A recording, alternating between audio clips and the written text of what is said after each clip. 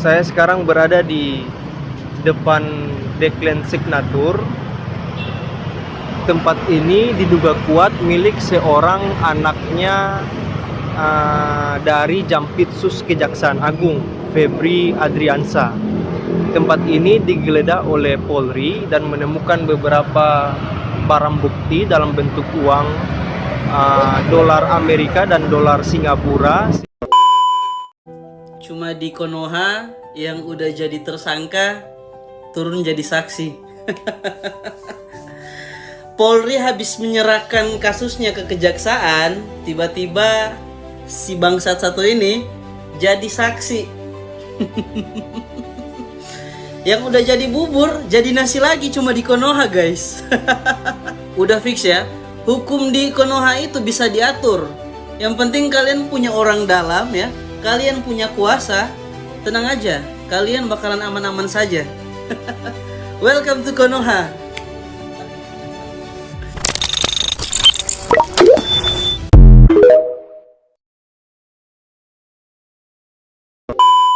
Baru 4 hari ditetapkan sebagai tersangka, Febri Adriansyah malah sempat disebut kembali menjadi saksi. Kok bisa? Febri ditetapkan sebagai tersangka oleh Kortas Tipikor Polri pada Sabtu, 11 Juli terkait dugaan korupsi dan pencucian uang dalam 3 perkara. Setelah kasusnya diserahkan kepada Kejagung, Kejagung menerbitkan surat penyidikan baru dan kembali memeriksa Febri sebagai saksi sambil mempelajari bukti dari Polri. Namun faktanya, Kejagung kemudian menegaskan status tersangka dari Polri tidak gugur. Namun hari ini, 16 Juli, Kejagung kembali menegaskan Febri berstatus tersangka dalam 3 surat penyidikan baru. Penanganan perkara kini berada di tangan tim khusus beranggotakan 9 jaksa dengan koordinasi bersama Polri dan supervisi KPK. Tapi bagaimana menurutmu? Ini hanya prosedur hukum atau ada sesuatu yang janggal?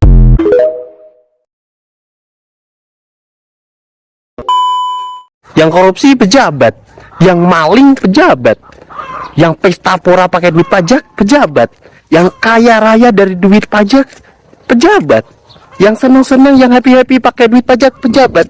Tapi giliran duit negara habis, ngejar-ngejar rakyat buat bayar pajak. Berdebah gak sih?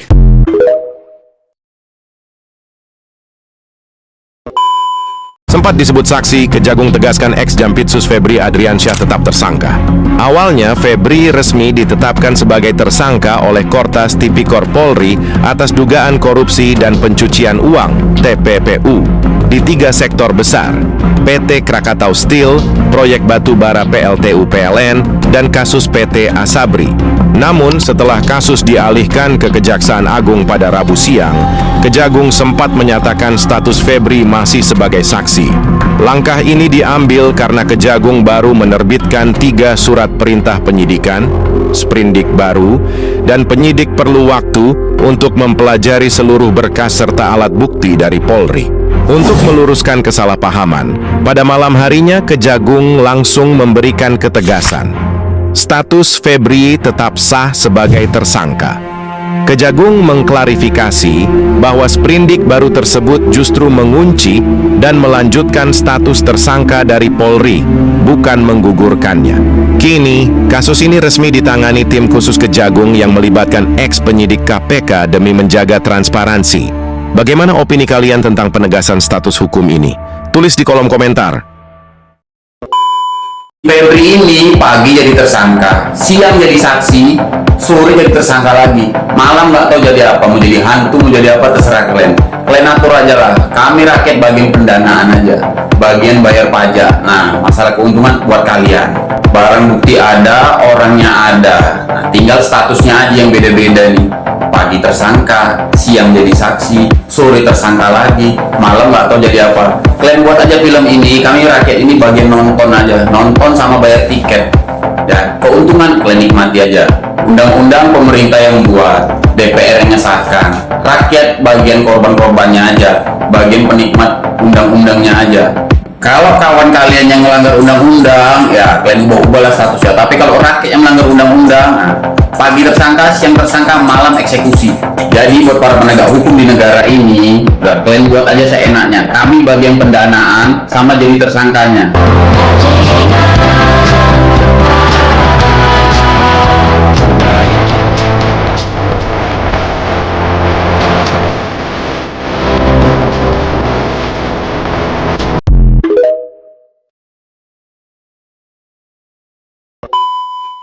Listio Sigit Prabowo bertemu Jaksa Agung ST Burhanuddin di Gedung Kejaksaan Agung Senin 13 Juli kemarin. Dan keduanya kompak katakan tidak ada masalah di antara dua institusi ini. Namun di hari yang sama Kejagung konfirmasi surat perintah seluruh Kejaksaan Tinggi hentikan pengumpulan data program MBG. Nah, padahal sebelumnya pihak ex Jampitsus Febri Adriansyah sempat sebut ada 47 nama yang diduga terlibat pusaran korupsi program tersebut loh. Jadi pas pimpinannya salaman, pendataan kasusnya justru di stop. Iya, surat penghentiannya terbit pada Jumat 10 Juli. Satu hari sebelum Febri ditetapkan sebagai tersangka lalu perkaranya dilimpahkan ke Kejagung. Dan rangkaian ini memicu kecurigaan publik soal adanya kesepakatan rahasia. Karena dua lembaga yang tadinya ini saling ngorek malah kompak berhenti. Padahal rakyat itu justru berharap mereka terus bertengkar biar kasus-kasus besar itu kebongkar kan? Nah, itu keresahannya. Pakar hukum Abdul Fikar bilang kalau hentikan full bucket sama aja hentikan pencarian alat bukti. Sisanya biar kalian yang menilai, tuturnya. Gimana menurut kamu soal masalah ini?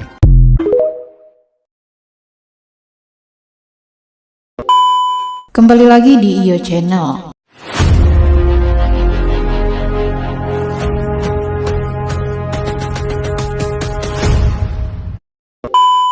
Baiklah, kali ini saya akan membahas tentang apakah anak dari Jampitsus Febri Adriansyah terlibat. Untuk selengkapnya simak video berikut ini. Kita sedang dipermainkan penegak hukum di negara ini. Rakyat Indonesia dipermainkan. Memang kita nggak ada harganya di mata mereka, nggak ada. Di mata Polri, di mata Kejaksaan Agung, di mata Presiden, kita rakyat ini sampah di mata mereka. Coba kita bayangkan dulu, Polri menguntit, menyelidiki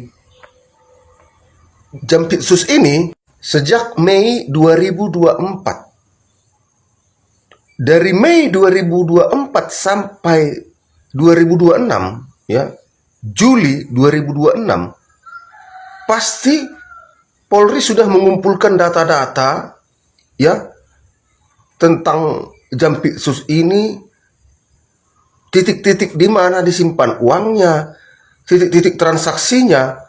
Masa setelah ditangkap dengan barang bukti 74 kilo emas dan uang ratusan miliar, tiba-tiba dari tersangka diumumkan Polri, Jampitsus ini tersangka.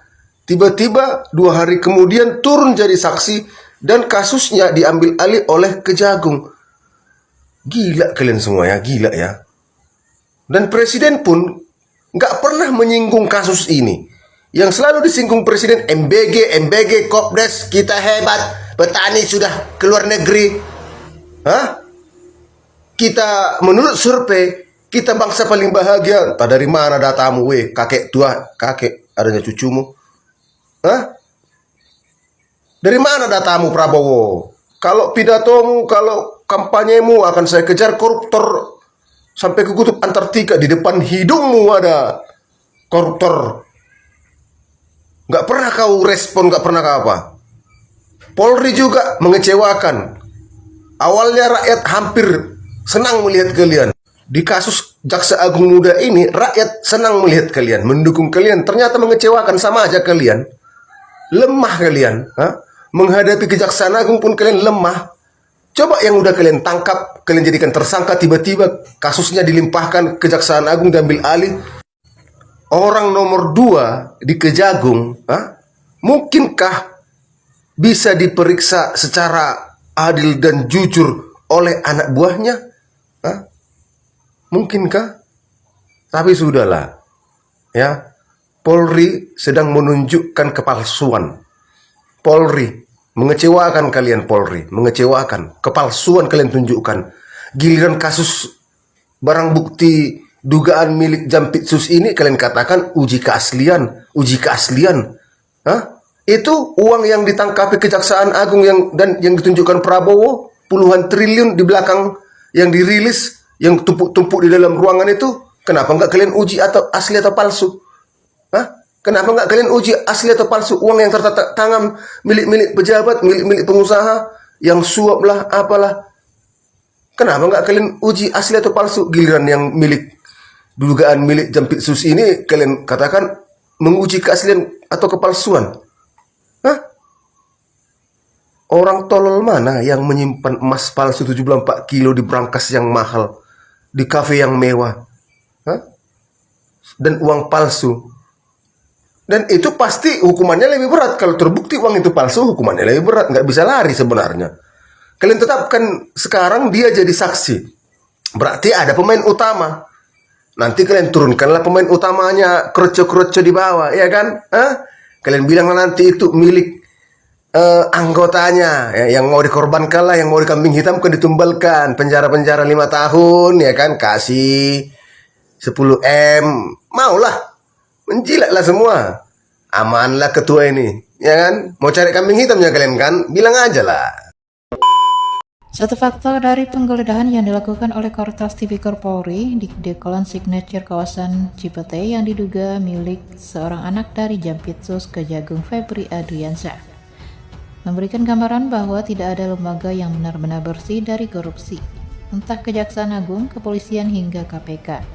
Yang penting dari semua ini adalah oknum-oknum ya dari masing-masing lembaga belum memiliki cukup integritas soal korupsi. Menariknya adalah sebelum era Presiden Prabowo, kasus korupsi seringkali diungkapkan dengan sangat hati-hati, bahkan kompromistis. Sekarang di era Prabowo, masing-masing lembaga mengeluarkan taringnya dalam penindakan kasus korupsi. Jujur, saya tidak menyangka bahwa Kortas Tipikor Polri akan seagresif ini dengan melakukan penggeledahan di 12 titik berbeda di saat yang hampir bersamaan. Apakah Kejagung terlalu banyak membuka kartu kepolisian sehingga pengungkapan yang agresif ini sebagai respon kepada Kejagung? Kalau benar demikian, kepolisian secara kelembagaan menjadi salah satu alasan kenapa korupsi sangat langgeng terjadi di Indonesia.